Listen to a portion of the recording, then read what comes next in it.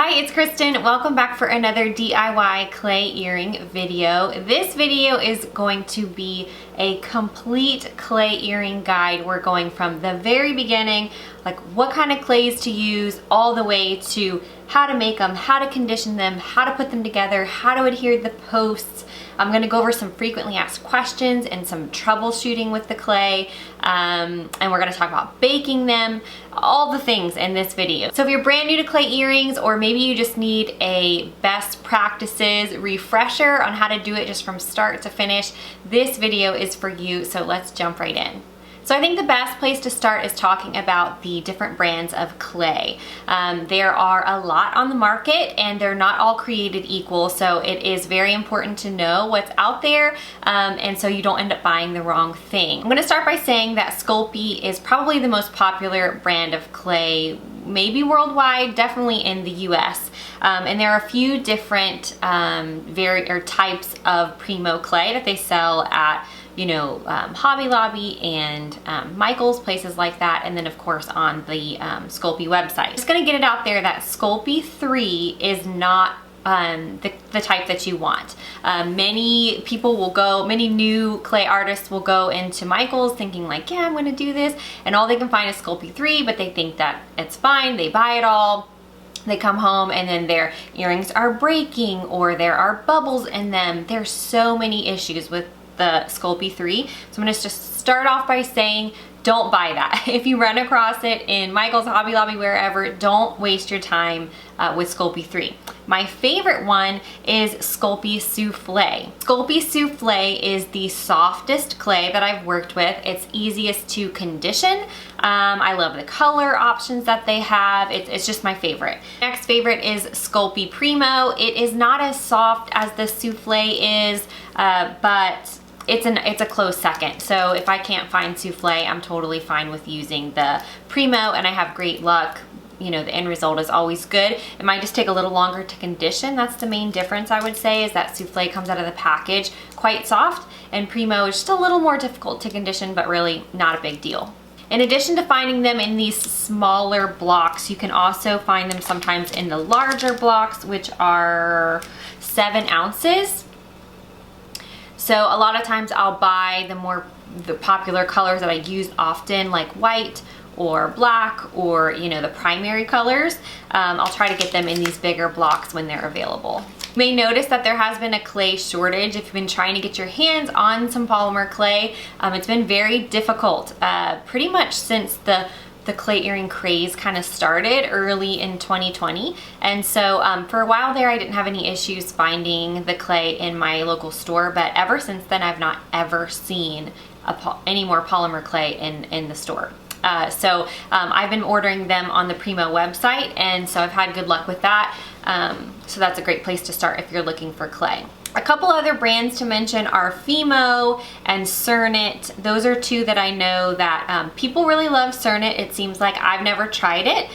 They don't sell it at my stores here, and I've been happy and been able to get my Souffle and Primo, so I haven't had a need to try it, but I've heard good things about it. Fimo clay, I haven't heard great things about.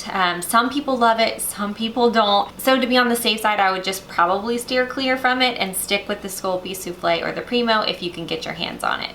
All right, so we've talked about clay. Let's move on to tools and things that you need to make these earrings. So I'm gonna let me start with mentioning a few that I think are absolutely essential, and then I will finish this section by talking about a couple of extra things that you don't have to make the clay earrings, but that really make it a lot easier. So for clay earring tool essentials, the first thing I'm gonna mention is acrylic rollers. So you're gonna want to pick these up. I got mine on Amazon. I believe it came in a 2-pack.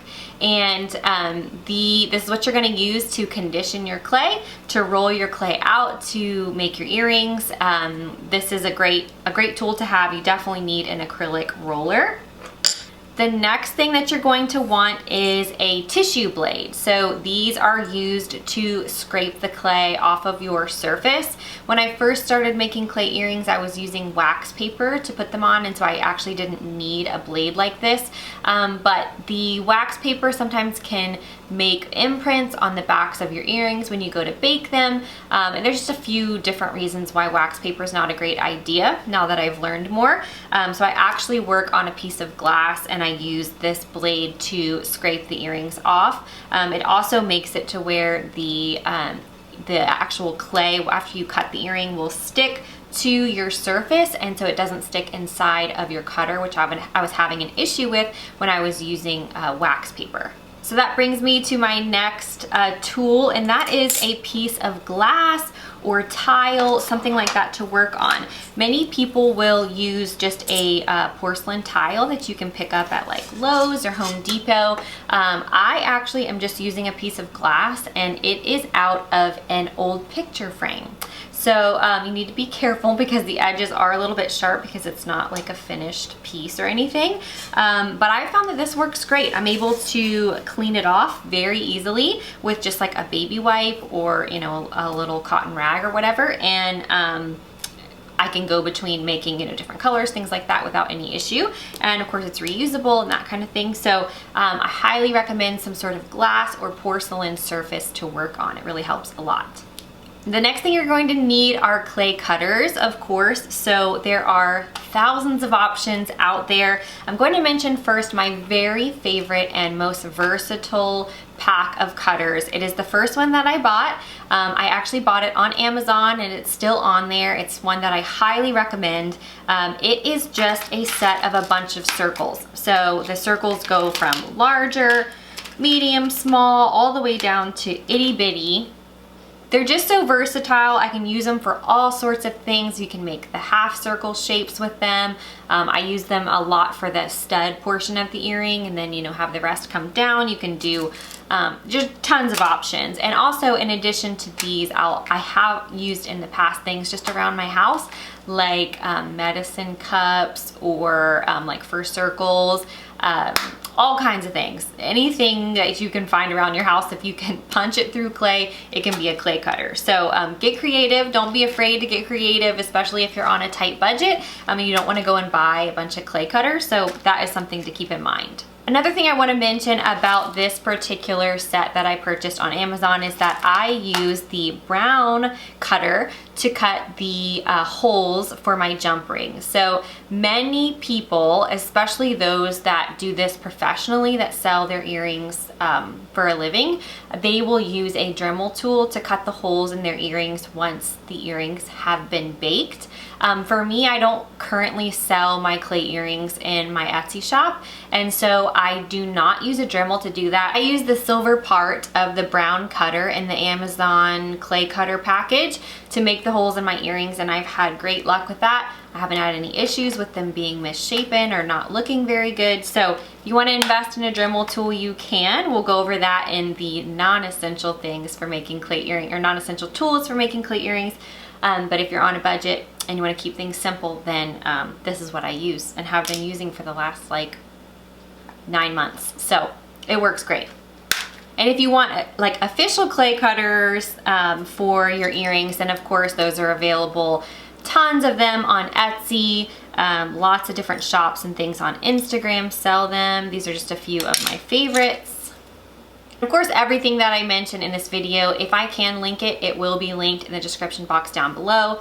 All the cutters, all the clays, all the tools that I have, I'll link it. A lot of the stuff I got from Amazon because I started making these earrings just before quarantine hit in our area, which was around the middle of March. So a lot of these tools and supplies and things I did order on Amazon because I wasn't really leaving the house very often in the spring and the summer. Next, I'm going to talk about some tools to open the jump rings and put the jump rings on your creations, on your earrings.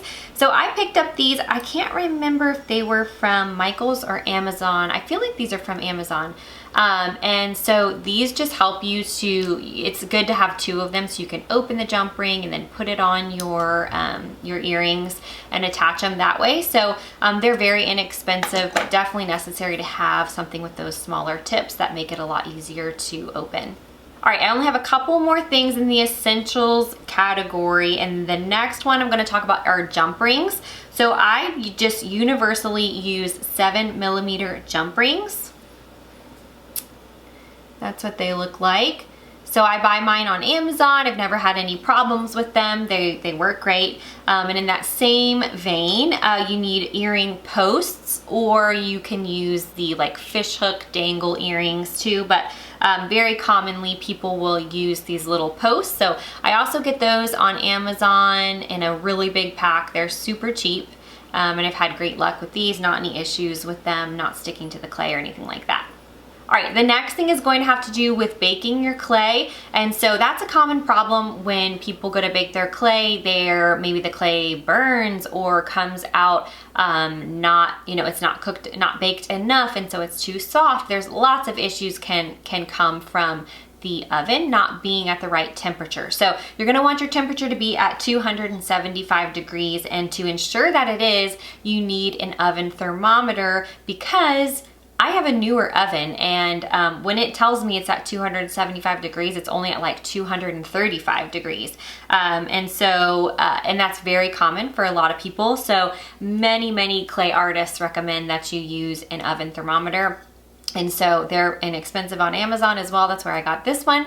And so definitely an essential if you want your earrings. Like it's the worst to spend hours creating your earrings and then put them in the oven only to have the oven kind of ruin them because they weren't at the right temperature. So spend the $7-8 and get this little guy and stick it in your oven, and it makes the process just a lot simpler.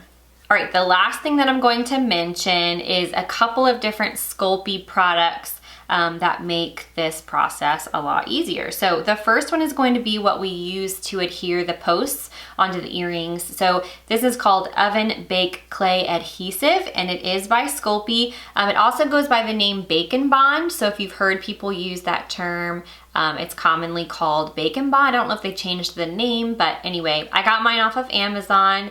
This has been my favorite thing to adhere posts with. It's made for that, and so you don't have to worry about posts falling off. I have had good luck with the Loctite 60-second glue, which I've shared in past videos that I use. I have not had any posts fall off, but a couple people have told me that theirs have. And so when I heard that, I was like, okay, it's time to switch. This is recommended by Polymer clay artists everywhere, so I switched to this and haven't had any issues. It's been great. And I actually love that you apply this before you bake it, and so it kind of just, I don't know, it's just peace of mind, making sure that everything's gonna stay in place, especially if you're selling your earrings to customers. You don't want the backs falling off, of course. The next helpful little tool is Clay Softener and Thinner, also by Sculpey. So this is super helpful if you run into a block of clay that is really hard. Maybe it's been sitting for a long time, or maybe your house is really cold, and sometimes it's like really painful to your hands to try to like work through some of the blocks of clay. And so this has been really helpful. You just add a few drops and it softens it really nicely. If you overdo this, it can make the clay too soft, and then you'll get fingerprints and things in your clay, and it'll be a little bit difficult to work with.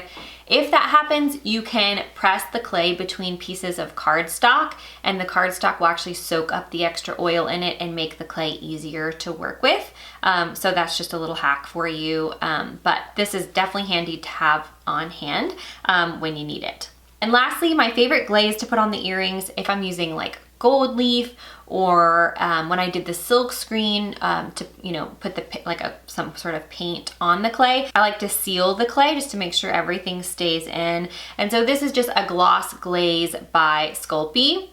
A lot of people will use a UV resin, or there's all sorts of different options of things that you can put on the clay to make them super shiny. This is not going to make it super shiny. It is a gloss one. I believe they make a matte version as well.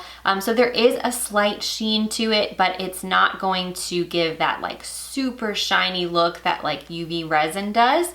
I've never used resins. They kind of freak me out a little bit because they're pretty toxic. So I haven't looked into that, but this does the job for me. It gives a nice sheen, seals it up really nicely, and I love having this on hand. I'm gonna try to show an example of an earring that I used the gloss on. Can you see that? And here's one that I did not use the gloss on. So it's more of like a matte. Both of these were done using the silk screen technique. So there's paint on the surface, but you can kind of see. It's just a slight sheen, nothing major. And so if you're looking for something like that, then that's a great option. I almost forgot, one last thing is a sanding block or sandpaper, something to just smooth the edges of your pieces.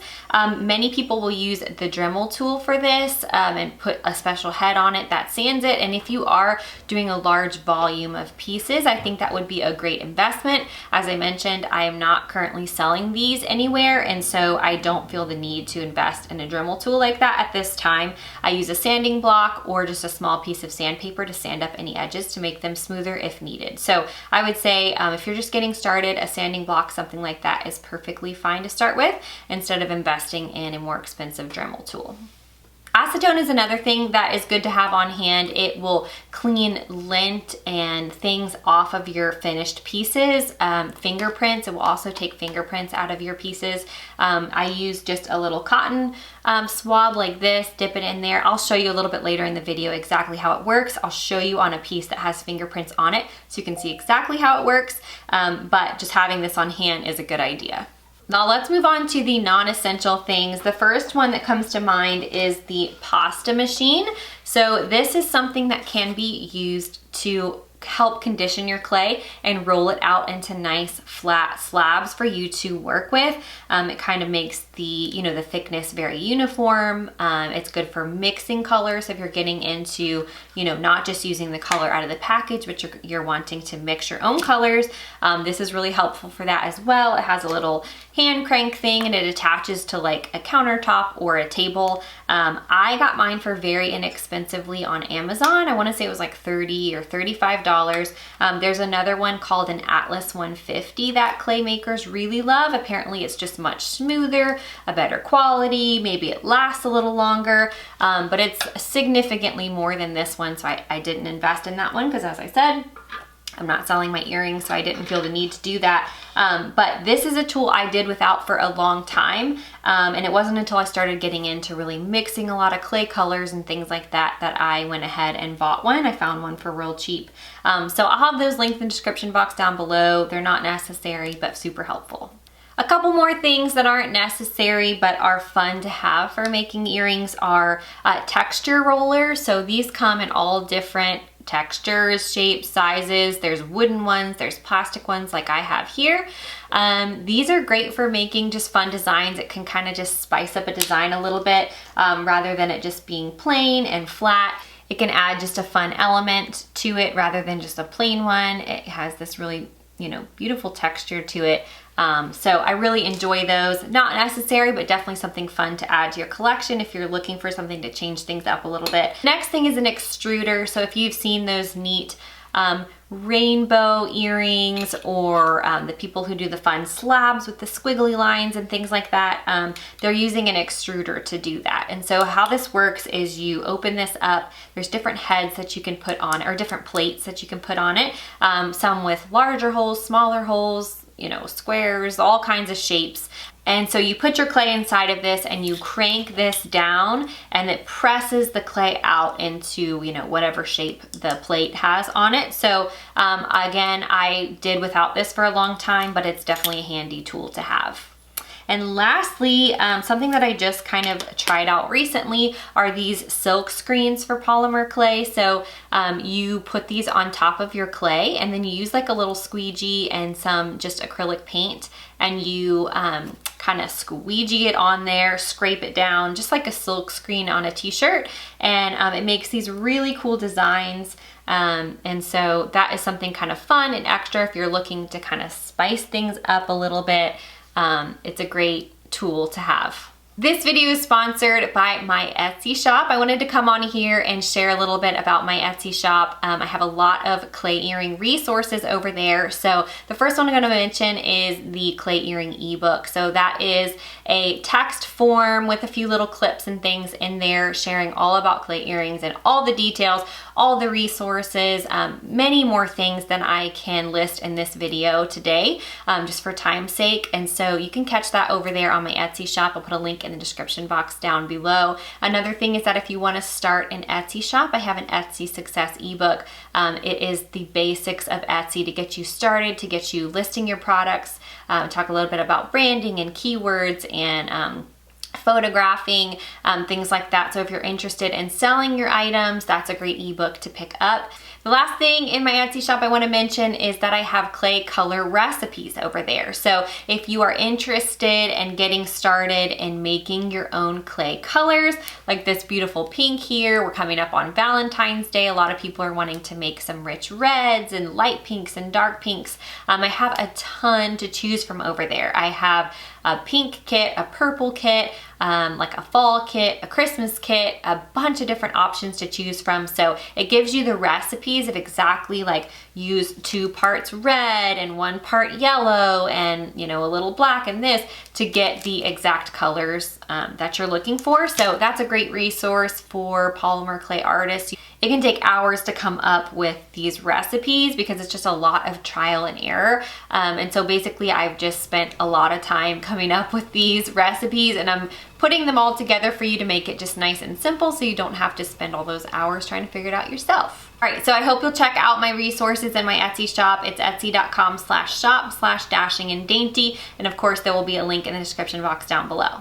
To say thank you for all your support with my ebooks and my videos and everything, I want to give away 2 sets of the ebooks that I just mentioned. So 2 different winners will win the Polymer Clay Earring ebook and then the Etsy Success Guide ebook. So all you have to do to enter is like this video, be subscribed to my channel, and then leave me a comment down below. I want to know where you are in your polymer clay earring journey. Have you just started? Are you still, you know, getting information and learning, or have you been doing it for a while? Are you already selling earrings? Things like that. So just let me know in the comment down below, and that will be your final entry for the giveaway.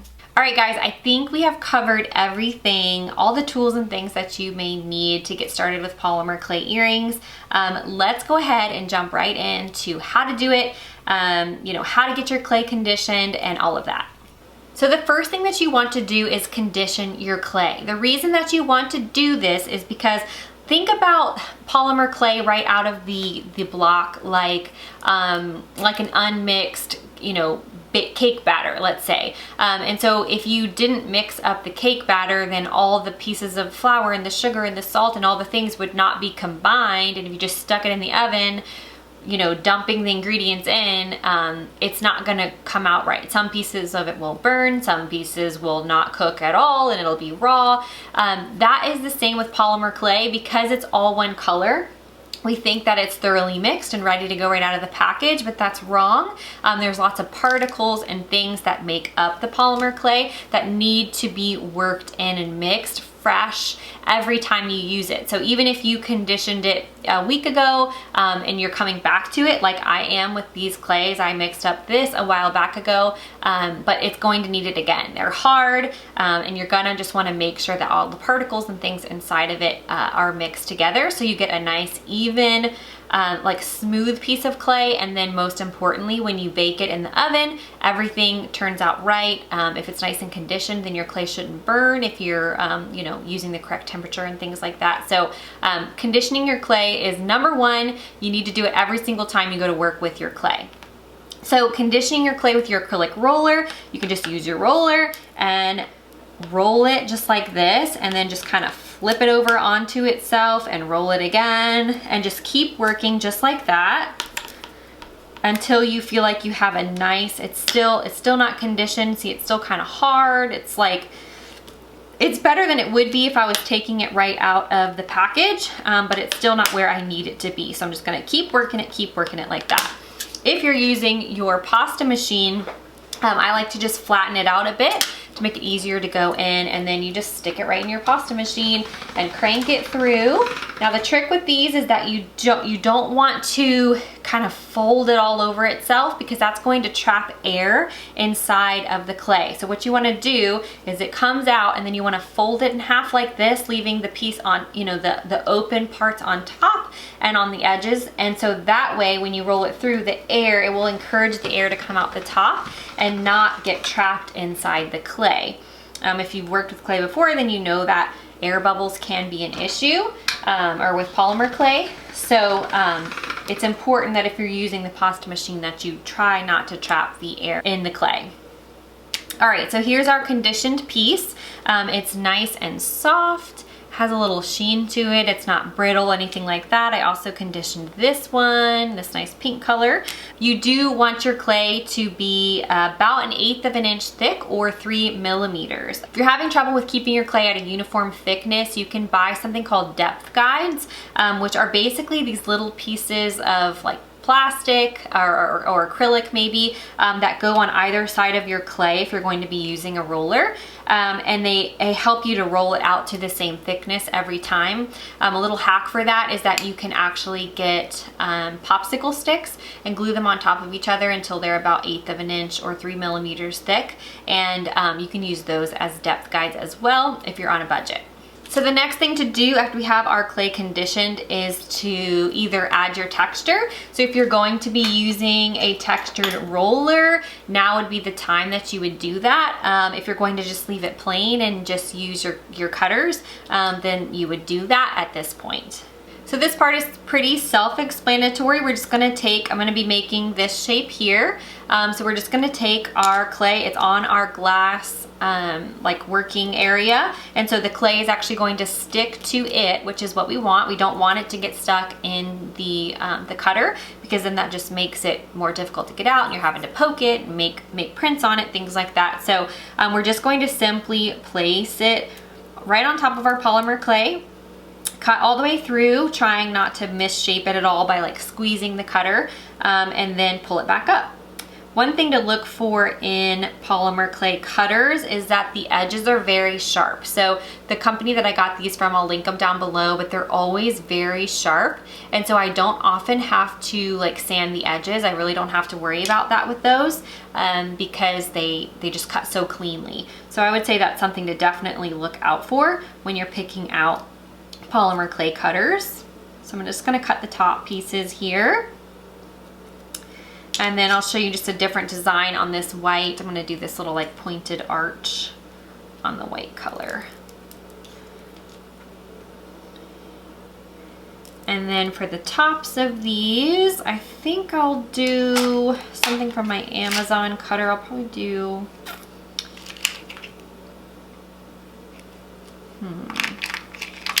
let's do this yellow one. Just gonna use this little yellow one to make little circles for the tops of those arches. These are nice and sharp as well, the cutters that I mentioned from Amazon. So they give you a really nice, clean cut all the way through. All right, again, I mentioned the tool, the tissue blade. So this is really important for this step. You're just gonna kind of run it along. You can use 2 hands if you need to, and peel up your clay, just like that. And we can just set this scrap clay aside. And then, oh, also I did want to mention that often you can find these little stud sets as well, or stud cutters, which are really, really cute. So I have this pink here, and this is a little heart. So I'm gonna go ahead and just do that with this clay. So I'll have some nice pretty pink studs for Valentine's Day coming up. All right, I'm gonna take this off the exact same way, just with the razor scraper, and pull up just like that. I'll show you what I mean here by smooth edges. So this one has, as you can see, very smooth, clean edges. It's really not gonna need much sanding. This one is not as smooth, so you can see the difference. You see that? You see how there's that stuff on the edge? Some of that will come off when I pick it up off the glass, but that one probably will need to be sanded. All right, so we have our earrings cut now. And as I mentioned before, I don't like to cut the holes in my earrings after the clay is baked like a lot of people do. So I'm gonna go ahead and cut the holes now. Like I mentioned, I used the little brown cutter from the Amazon set, and I used the silver side of it. So I'm just gonna go a little bit in from the edge of my cutter here and go ahead and cut my holes.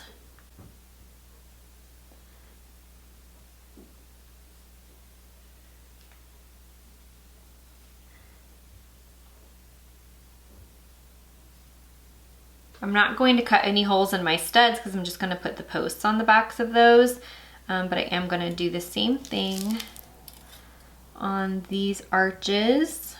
All right, so now that we have the holes cut, it's time to take these, the actual earring part off. I'm actually going to take these and put them onto a baking sheet that is lined with a piece of white cardstock. All right, so we have our pieces ready to go. I have the oven preheating to 275 degrees, and I have my oven thermometer in there so I can tell exactly when it gets to 275 degrees. Like I mentioned, we're going to be baking our clay pieces on a piece of cardstock on a baking sheet. So I'm going to go ahead and place my pieces on there now.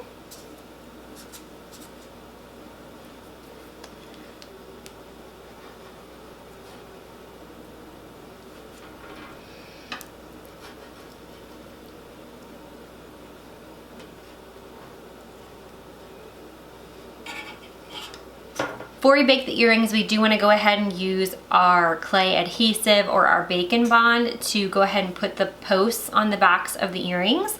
So I'm going to go ahead and flip all the stud portion of the earrings over, and then I'll show you exactly how I'm going to adhere these. This is a very common question people have. How do you adhere the earrings, especially if you've had trouble with them falling off in the past? So this, I've never heard of anyone having trouble with posts falling off by using this technique, so I'm going to share that with you. All right, so the first step is going to be to just put a bit of this Bacon Bond right where you want it on the earring, the part of the earring where you're going to put the post.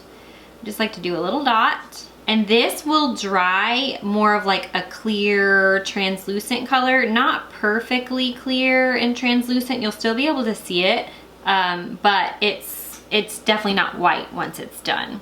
All right, and so next we're gonna take our earring posts and kind of smush them onto the adhesive.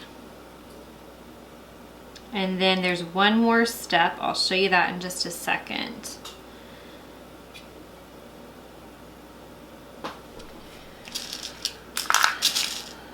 So after I have the posts pressed into the adhesive, I like to add a little bit more of adhesive on top of it just to kind of sandwich that post in there to make sure that it's not going to go anywhere. I just put a little dollop on the side, and then I'm going to go through with a toothpick and kind of spread it out all over the back of the earring.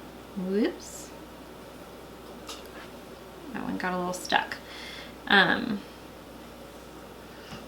I spread it out all over the back of the earring a bit so it's not as kind of bunched up in that area. I'll show you.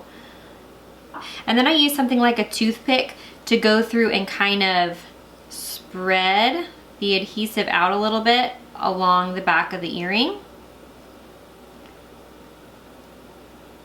All right, so that's all there is to attaching the earring posts. I'll show you what these look like when they come out of the oven. You can also use something like a paintbrush, something small, to brush around and kind of make the back of the earring where you put the glue a little bit more even. But otherwise, these are ready to go in the oven. So I'm just waiting for the oven to preheat to 275, and I'm gonna stick them in there for about 30 minutes.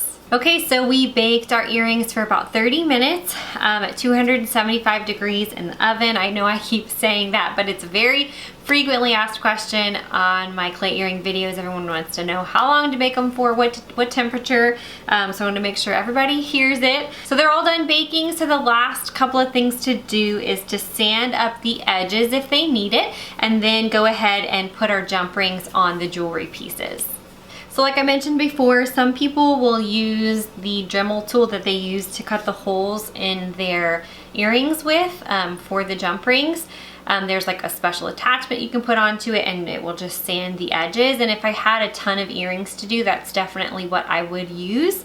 But because I don't currently make a ton, I just use this sanding block. So as you can see, the edges need to be cleaned up just a little bit to give it a cleaner look.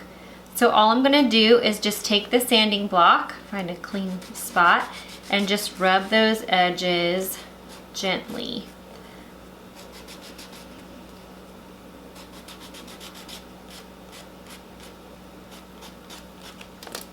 So that's much cleaner now.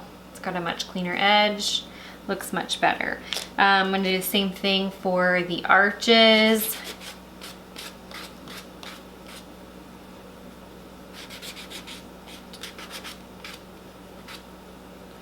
Just clean up those edges. And if you have a smaller spot where you can't reach with a block, it's nice to keep a little, you know, just a piece of sandpaper on hand that you can slide in the smaller areas and reach if needed. This one looks pretty good, so I don't think it really needs much of that. While I was sanding these, I did notice that on one of the tops of the earrings, there's a little fleck of something black. I'm not sure what it is. And I'm gonna show you the trick to get rid of those. So if you have like a little piece of hair that got in the clay kind of on the surface, or maybe some fingerprint marks, there's a really handy trick that you can use with just some 100% acetone and a little Q-tip. So I'm gonna show you how to do that now. Dip the Q-tip into the acetone, and I'm gonna try to get a close-up shot so you can see what I'm talking about. Do you see that little black dot? And there's also an air bubble in this one somewhere too, I noticed. But let's try to get that black dot to go away. Just this acetone. Let me see, I need a little tighter. Here we go.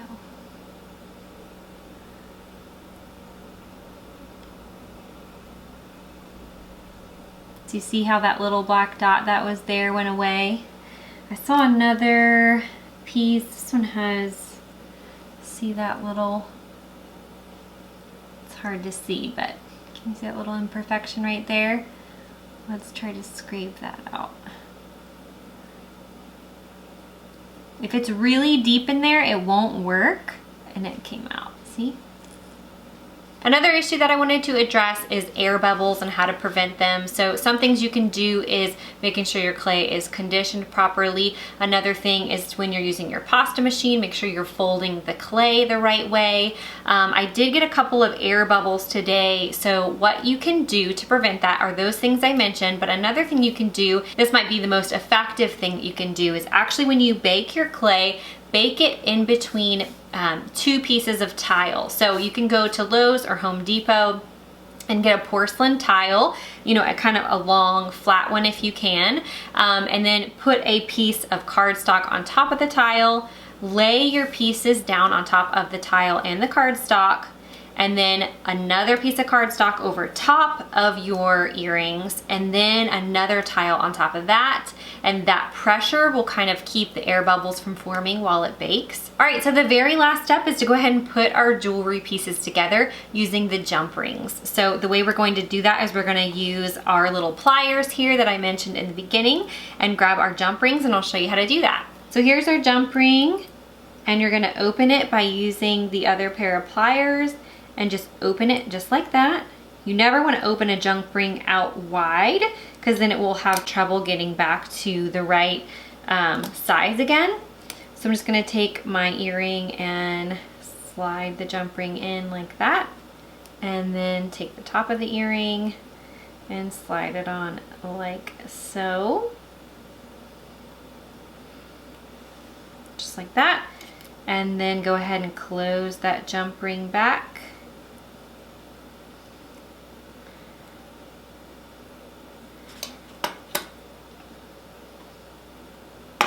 And there you have it. As you can see, this one needs to be cleaned up with a thinner piece of sandpaper, but that's how you add your jump ring. It's really, really simple. Thank you so much for watching this video today. I hope it was helpful to you. If you have any questions, definitely feel free to leave them in the comments down below. I love to hear from you guys, and I always respond to your comments. So definitely leave them in the comment box down below. I also have a Polymer Clay Earring Facebook group if you want to join over there. We have over 7,000 members over there, people just encouraging each other, helping each other out when you have questions. It's called All Things Clay Earrings, and I'll have a link to it in the description box down below. Of course, don't forget all the resources and things that I have over in my Etsy shop for clay earring makers. Otherwise, I really hope this video was helpful, and if you enjoyed it, please give it a thumbs up, share it with a friend who you think may enjoy it, and I'll see you in my next video. Bye.